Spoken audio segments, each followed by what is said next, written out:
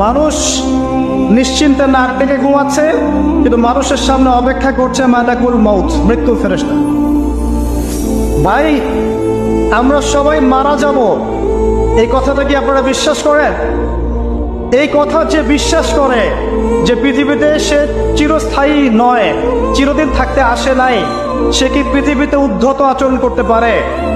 প্রত্যেক ফরজ সালাতের পরে যে ব্যক্তি আয়াতুল কুরসি তেলাওয়াত করবে, নবী করিম সাল্লাল্লাহু আলাইহি ওয়াসাল্লাম বলেছেন সেই ব্যক্তির জান্নাতে যাওয়ার জন্য শুধু এতটুকু বাধা, সেটা হলো তার মউত।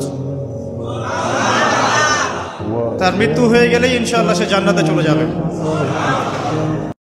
আর একজন লোকের কথা আসছে যে তার বন্ধুকে এতটুকু বলেছিল, একজন ব্যক্তি তার বন্ধুকে এতটুকু বলেছিল যে আল্লাহ তোকে কোনোদিন মাফ করবে না, আল্লাহ তোকে কোনোদিন মাফ করবে না। এরকম কথা কিন্তু আমরা অনেকে বলে ফেলি।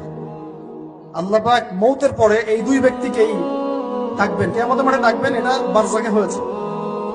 বলবেন আমার রহমত নিয়ে কথা বলার ইখতিয়ার তোমাকে কে দিয়েছে? আমি কাকে মাফ করব কাকে করব না, এই কথা বলার ইখতিয়ার তোমাকে কে দিয়েছে?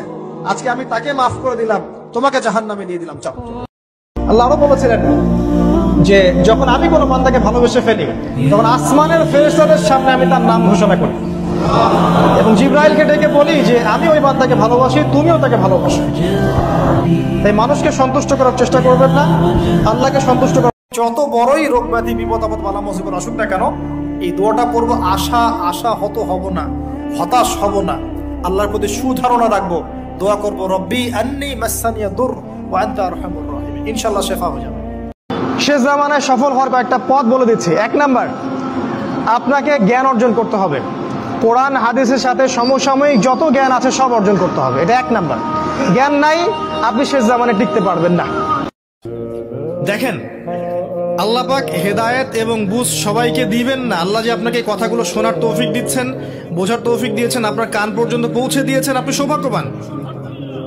আল্লাহ পাক সবাইকে সুযোগ দিবেন না। 1999টা মানুষ জাহান্নামে যাবে। ওই যে একটা হাদিস আছে, নবীজি বলেছেন যদি তোমার মধ্যে লজ্জা না থাকে তোমার দ্বারা যে কোনো পাপ করা সম্ভব।